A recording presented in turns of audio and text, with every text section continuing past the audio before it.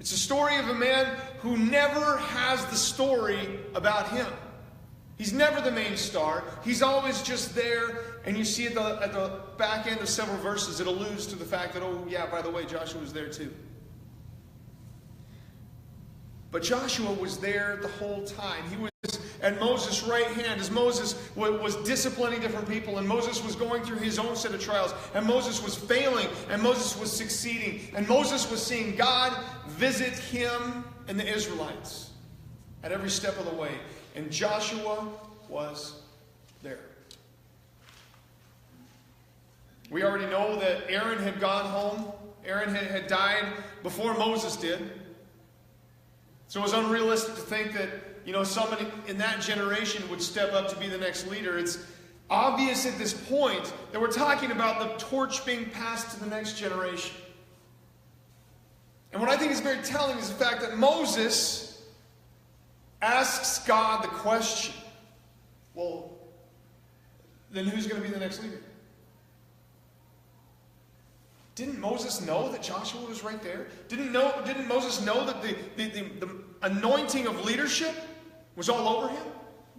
Couldn't Moses look at Joshua and see the potential that was on his life? All Moses said was, God, then you've got to find a new leader. Moses didn't necessarily see Joshua's potential. And you know what I'm going to tell you right now? I think we've all been in that place, haven't we? We've been in that place where Joshua was. Where people look past us. People look over us. People look through us. Sometimes they're looking for that person who's going to pick this up and start moving forward, and we're standing right there ready to do something. And for whatever reason, we're not seen. We've all felt underappreciated, undervalued. We've all been in that place where we feel like we've just been working and working and working and working, and it's not that we want to get a pat on the back. It's not that we want to have all the attention in ourselves. It's just when the time comes around to just simply appreciate the people who've been doing the work, how did they get forgotten?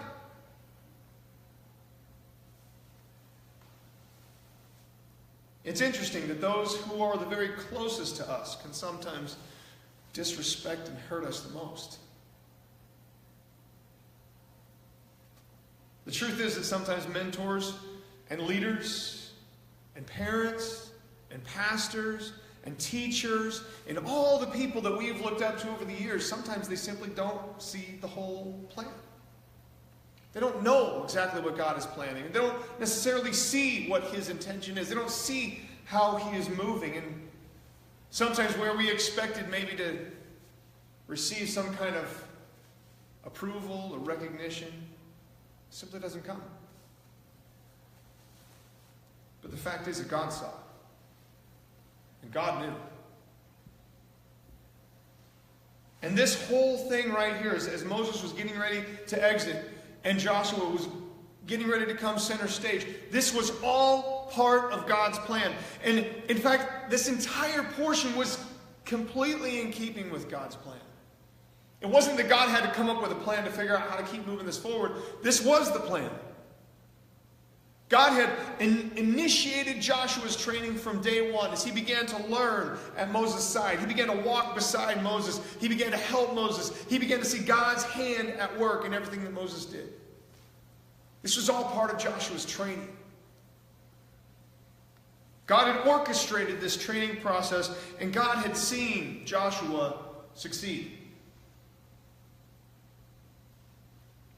It says this, Moses asked him, well, who's going to be the next leader? Verse 18, the Lord said to Moses, take Joshua, the son of Nun, a man in whom is the Spirit, and lay your hand on him, and have him stand before Eleazar the priest and before all the congregation, and commission him in their sight.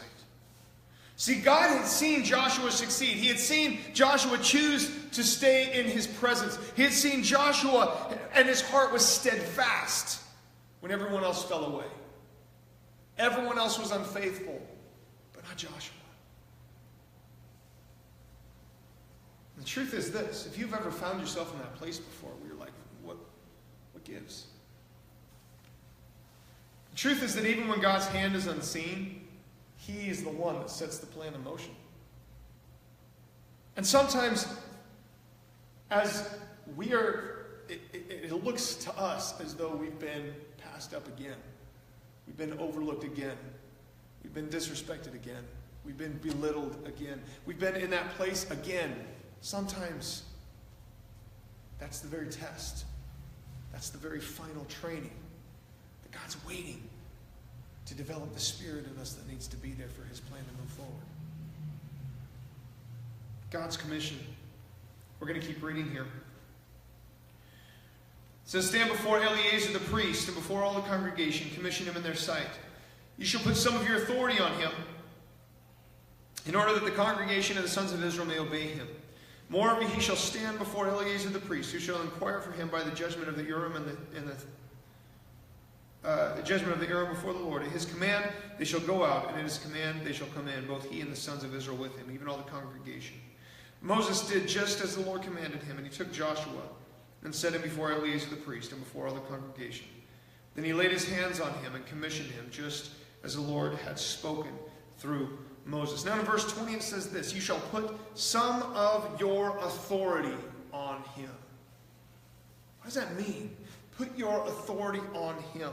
This word authority, it means majesty, honor, vigor.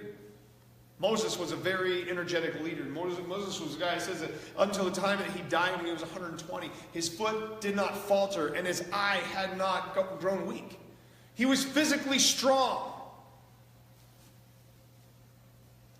Put some of your authority on him. I've seen a lot of leadership passed as the baton gets passed from one leader to the next, from one leader to the next. I've seen it done in a very healthy way, and I've seen it done in a way that isn't so healthy. I've seen it done in a way in which the leader that is on his way out literally has set the stage for the next leader to just pick that baton up and continue running, and continue moving upward, continue moving forward. And I've seen others in which the outgoing leader almost set up the next leader to fail. You can all probably figure out which way honors the Lord. It's not the one which the next leader has to come in and struggle to establish their place, struggle to earn the respect of the people around them. See, this was on one level completely intrinsic. There was this idea of standing in front of the Israelite people and saying, this is my successor. This is the one who is going to continue on and lead you forward, and transfer some of that emotional attachment from Moses to Joshua. Transfer a little bit of that respect, a little bit of that admiration from Moses to Joshua. But you know, on another level, there is a complete spiritual principle that is in place here. The spiritual principle of authority. There is a momentum, there is impetus, there is energy. There is head start in a ministry when this type of a transition takes place. And there is a blessing, a spiritual blessing, that goes much further beyond this physical action. When you have this type of a transition, this type of a turnover,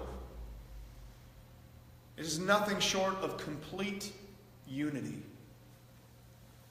Two people who have walked side by side, and now there's going to be a transitioning, there's going to be a handoff, and that second leader begins to walk forward, and it is done in such a unified manner that the Lord literally commands a blessing over that ministry, over that family. There's a very real spiritual principle here. It is a place of commanded blessing. As he does this, as he approaches this transition, it's very clear that it's supposed to be done in front of witnesses.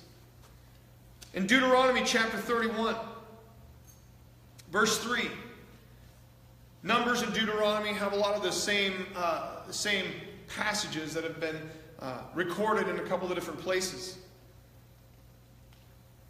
Deuteronomy is basically Moses summarizing what what has happened over the last 40 years. And as Moses recounts this in Deuteronomy chapter 31, verse 3, he said, "It is the Lord your God who will cross ahead of you." It's Moses talking to the people. The Lord himself is going to cross ahead of you. He will destroy these nations before you, and you shall dispossess them. Joshua is the one who will cross ahead of you. Did you catch that? First it said, God himself is going to cross ahead of you. And then he said, Joshua is the one that is going to cross ahead of you. There's a very clear implication that's in place here. God is with Joshua. The same way God has been with me throughout this ministry, that's what Moses is saying. The same way that I walked hand in hand with God, side by side with God, sat in the tent of God. Now he's with Joshua. And where God is going before you, that's right where Joshua is. Where you see Joshua walking, you can just assume that God is there too.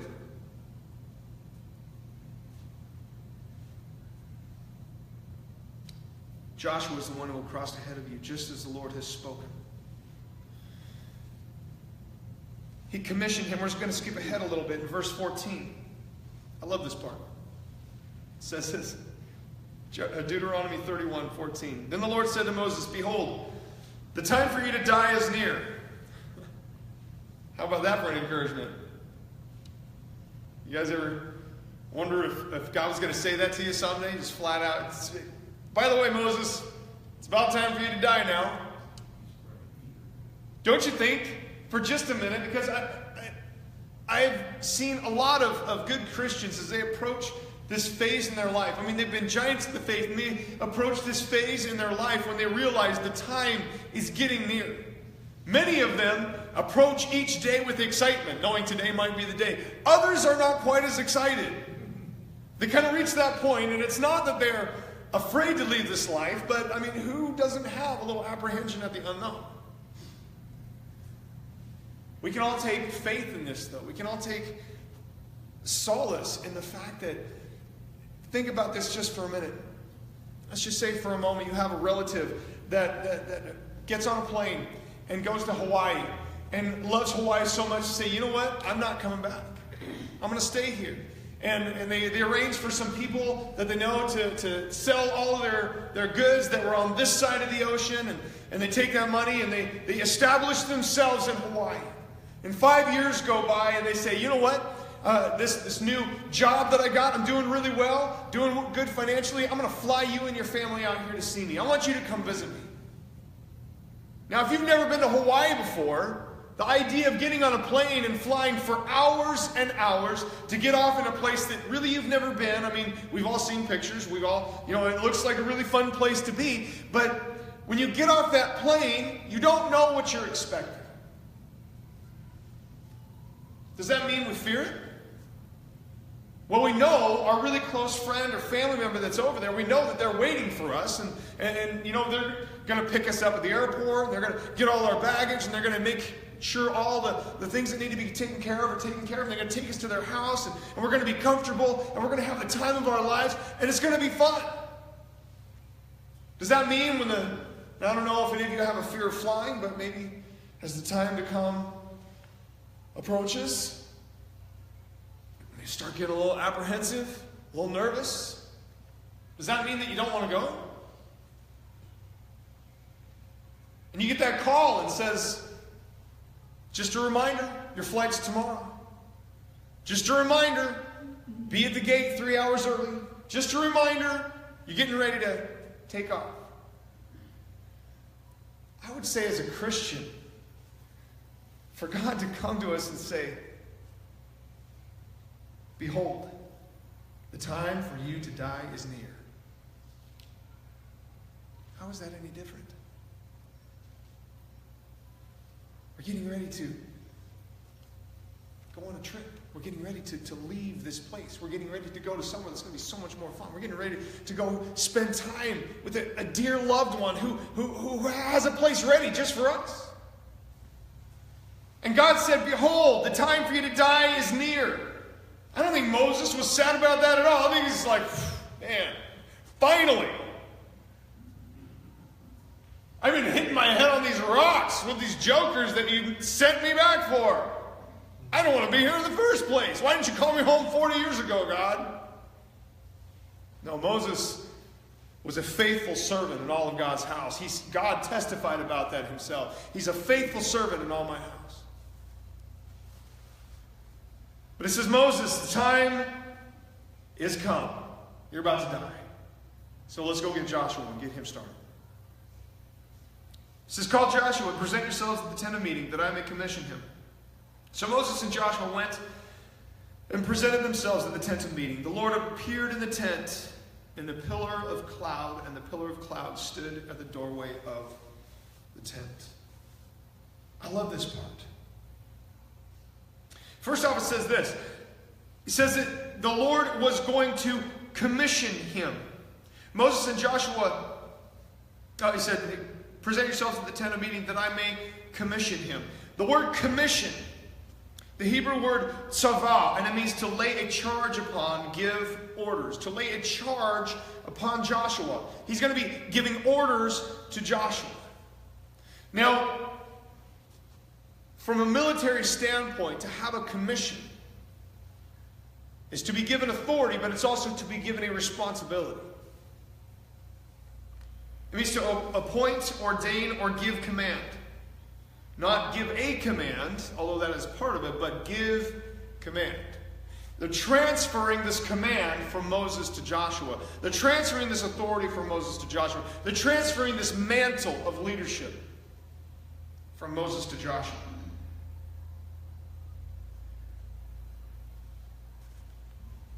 The Lord appeared in the tent in a pillar of cloud, and the pillar of cloud stood at the doorway of the tent. Don't you just love it when God shows up? It kind of seals the deal, doesn't it? When the Lord makes his presence known, all of the people that could say negative words, that would start to pull away at this, it doesn't matter anymore. If you've ever been a part of something like this, and suddenly you feel the presence of the Lord, and you can tell that everything that's taking place right now is pleasing to him. And it's bringing that unified spirit. It's bringing that blessing.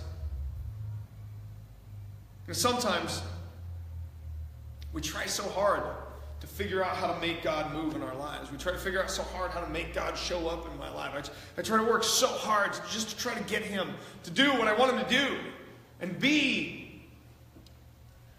And sometimes all he really wants from us is simply to obey. What did he ask Moses to do?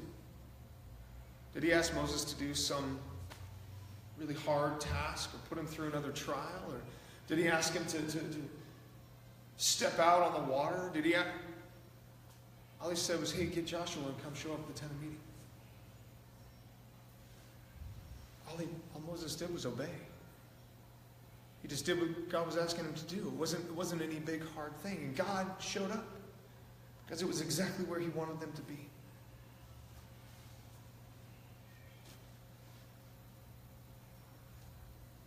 I want to shift this focus a little bit. Because Joshua had walked through the wilderness with Moses for 40 years. Joshua had trained by Moses' side. Joshua had received this commission from Moses, from God. All that was left now was to do something about it. We're going to go back to the beginning of Deuteronomy chapter 31. We're in verse 6. God is talking to Moses. Moses is talking to the people. Moses is talking to Joshua. This commissioning is taking place. And Moses starts to talk to the people, and it says, the Lord will deliver them up before you, talking about going into the promised land. And you shall do to them according to all the commandments which I have commanded you. Be strong and courageous. Be strong and courageous. Moses is talking to the Israelite people right now. And Moses is telling the people, be strong and courageous. These words strong. The word strong is the Hebrew word chazak, and it means to strengthen, prevail, harden, be firm, resolute. Sometimes it's hard to be resolute. It's hard to be resolved. It's hard to be decided. Because no sooner do we make the decision that we're going to go through with this thing when all of a sudden factors start changing. Things that we had counted on suddenly aren't there anymore, or they shift. Or what makes us resolute? What is me being resolute? Is it about me recognizing what God wants me to do, recognizing where God is leading, and me deciding that that's where I'm going, no matter what the world says, no matter what reality after that says? It says, be strong and courageous. This word courage is the Hebrew word amatz, and it means alert, brave, bold, solid.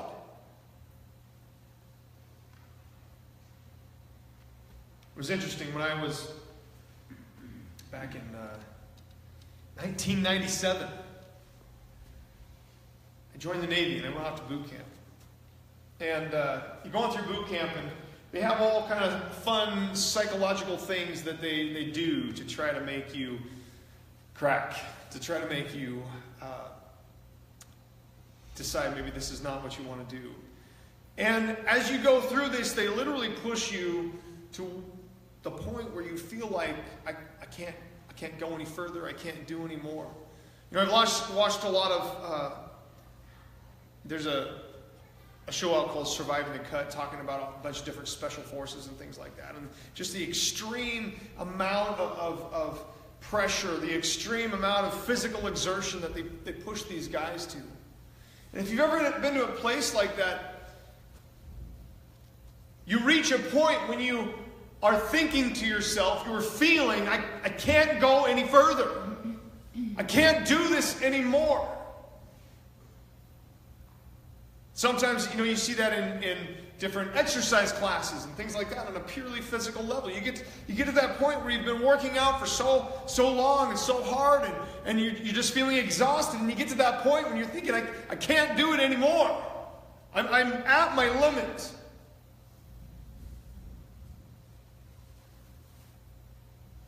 When you get to that place, maybe the first few times you get to that place, you literally do collapse and say, I can't go any further. But when you start getting put in that place over and over again, and you keep getting pushed to that threshold, pushed to that limit, pushed to that edge where I can't go any further, and you're pushed to that edge again, it's only a matter of time when suddenly something starts to happen. You suddenly realize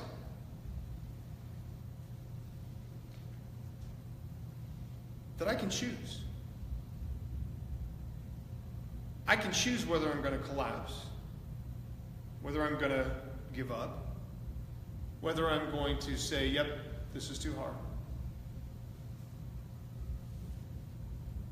Or if I'm going to ignore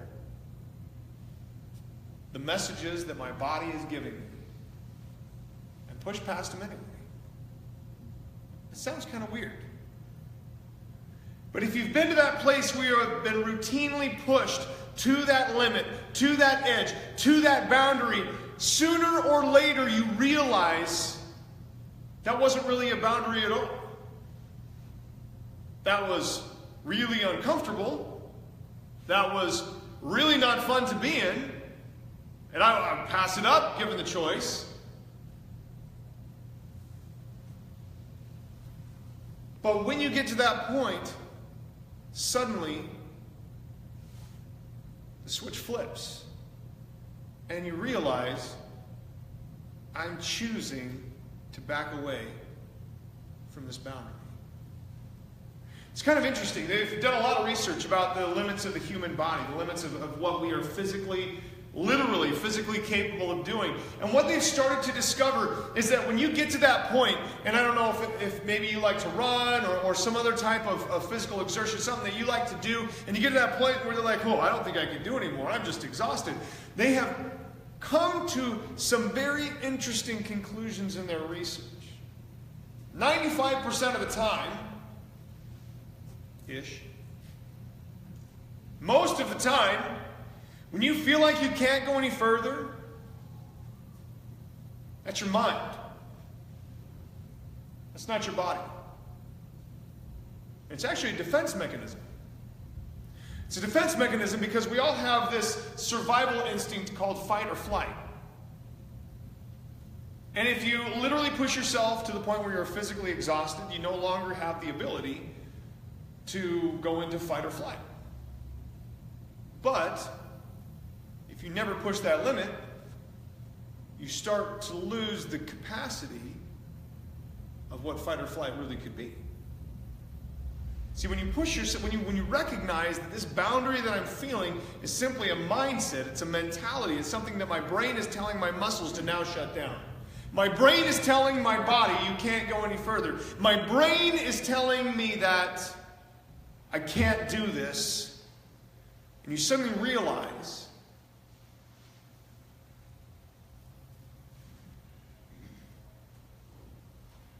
you can flip the switch.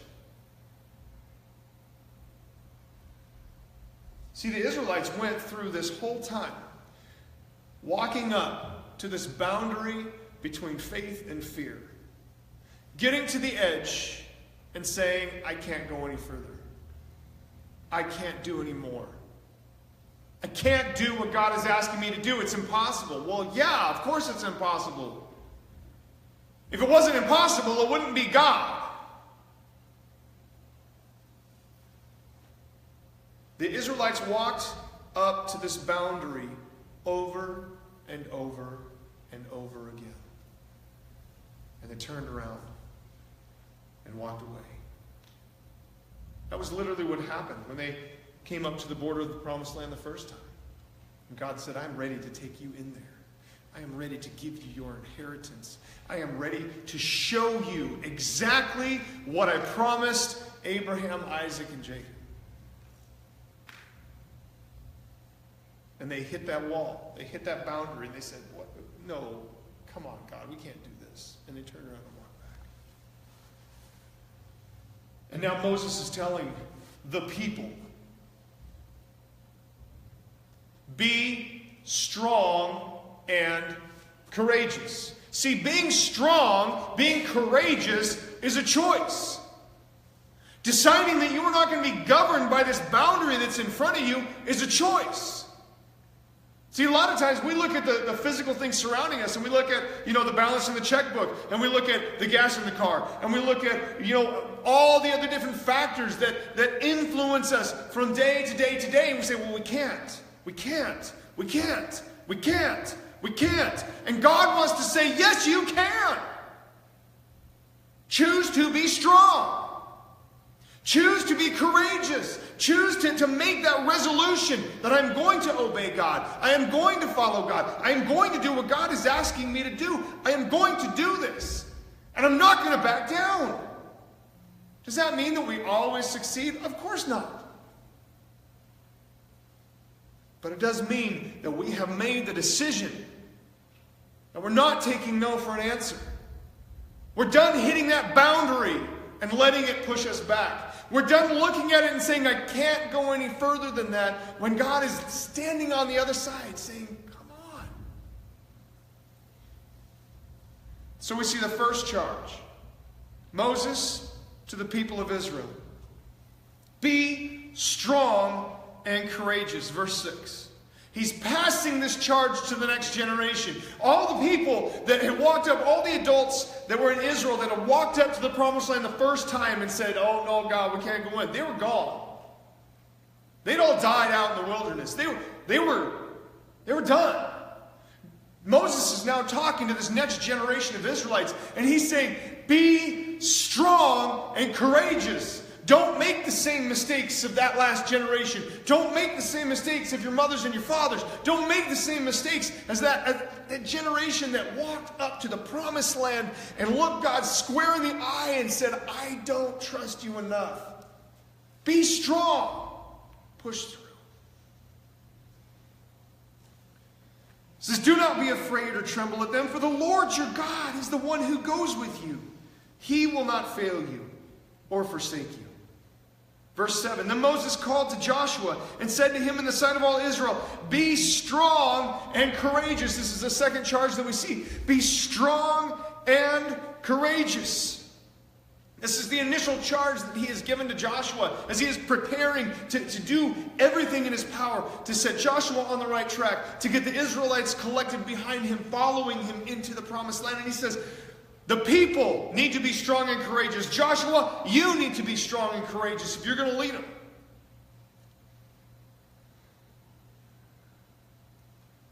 It says, be strong and courageous, for you shall go with this people into the land, which the Lord has sworn to their fathers to give them, and you shall give it to them as an inheritance. You guys catch that?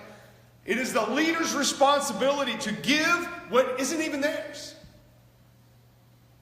God is leading them in there, and he says, Joshua, you are going to give them the Lord's inheritance. You are going to give to this people. But you have to be strong and courageous. Verse 23. Same chapter. It says, then he commissioned Joshua the son of Nun and said, be strong and courageous. This is the third time. Be strong and courageous, for you shall bring the sons of Israel into the land which I swore to them, and I will be with you. It says, be strong and courageous, Joshua. God is with you. Why wouldn't you be strong and courageous when you know God is right there at your side? We go through the end of Deuteronomy. Moses, the man of God, goes up to Mount Horeb. And he's gathered to his fathers. He dies. Joshua, chapter 1. God is ready to lead his people into the promised land. As they are preparing to go in, God has a little bit of a communication time with Joshua. So he's preparing Joshua for this expedition, this adventure that's getting ready to happen. It says, no man will be able to stand before you. This is verse 5. No man will be able to stand before you all the days of your life. Just as I have been with Moses, I will be with you. I will not fail you or forsake you. Do you believe God when he says, I will not fail you or forsake you? Be strong and courageous. It's the fourth time this charge has happened since Moses was getting ready to exit. Be strong and courageous, for you shall give this people possession of the land which I swore to their fathers to give them. Verse 7, only be strong and very courageous. Be careful to do according to all the law, which Moses my servant commanded you. Do not turn from it to the right or to the left, so that you may have success wherever you go. Now skip down to verse 9. Have I not commanded you? Be strong and courageous. Are you guys sensing a pattern here? Be strong, only be strong and courageous. Do not tremble or be dismayed, for the Lord your God is with you wherever you go. The sixth charge that we see. Moses has passed on. Joshua, being freshly encouraged, freshly motivated from the Lord. He's ready to do this thing. He goes out in front of the Israelites and says, okay, guys, we got to do this. Listen to this. I love this. So the Israelites were the ones that received this first charge from Moses. Before Moses gave it to Joshua, he gave it to Israel. He said, be strong and courageous. Now it's Israel's turn. It's Israel's turn to decide what they're going to do. Verse 16, they answered Joshua, saying, all that you have commanded to us, we will do. Wherever you send us, we will go. Just as we obeyed Moses in all things, so we will obey you. Only may the Lord your God be with you as he was with Moses. Anyone who rebels against your command, does not obey your words, and all that you command him shall be put to death. Only be strong and courageous. Leaders, has it ever occurred to you? The people that you are leading, the people who are following after you, are depending on you to be strong and courageous. They're dependent upon you following the Lord with courage, with strength, not turning back, not turning to the right or to the left, not hitting the boundary and being pushed back, but seeing where God is, seeing where he would have you walk, seeing the boundary and pushing through.